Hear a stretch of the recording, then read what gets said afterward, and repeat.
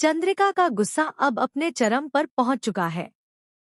वह हनुमंत और वसुधा के सामने खड़ी होकर बिना किसी रोक-टोक के उन्हें खरी-खोटी सुनाने लगती है। उसकी आंखों में आग सी दिख रही है और हर शब्द में वह अपने अंदर के दर्द और नाराजगी को प्रकट करती है। वसुधा, जो अब देव की पत्नी होने के नाते अपनी पहचान मजबूत कर चुकी है, चंद्रिका के तीखे शब्दों से थोड़ी हिलती है, लेकिन फिर भी उसका आत्मविश्वास झुकने नहीं देता। हनुमंत, जो अक्सर घर की शांति बनाए रखने के लिए शांत रहते हैं, इस बार चुपचाप सुनते हुए भी आंतरिक संघर्ष में उलझा हुआ नजर आता है। चंद्रिका बस यह चाहती है कि सच सामने आए, और वह वसुधा को उस जगह से भगा देने की धमकी भी देती है, ताकि वह सब कुछ साफ कर सके। देव की स्थिति और भी पेचीदा हो जाती है।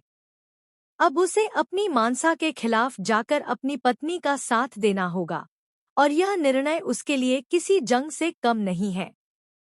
वह डरता है कि अगर उसने मानसा की मर्जी के खिलाफ कदम उठाया तो परिवार में कलह पैदा हो जाएगी, लेकिन दिल के साथ साथ विवेक भी उसे वसुधा का साथ देने के लिए कहता है। वसुधा, जो अब केवल अपने नाम की ही नहीं बल्कि अपने अधिकारों और सम्मान की भी हकदार बन चुकी है, इस स्थिति को पूरी मजबूती और धैर्य के साथ संभालती है। इसी बीच पंडित जी की एंट्री की संभावना ने पूरे माहौल में सस्पेंस पैदा कर दिया है।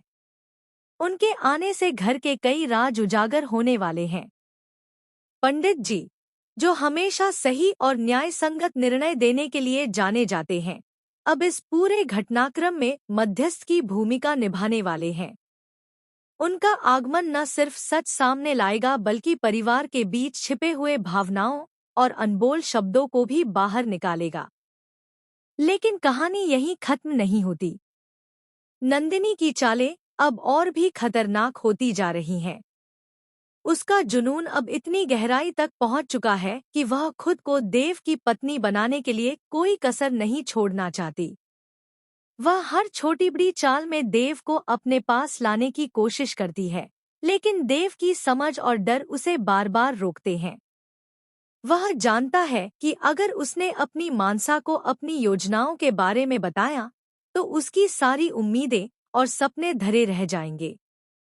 इसलिए वह बस डर और चिंता के बीच फंसा रहता है, लेकिन उसका मन इस बात को स्वीकार नहीं करता कि सच्चाई छिपाना सही नहीं है।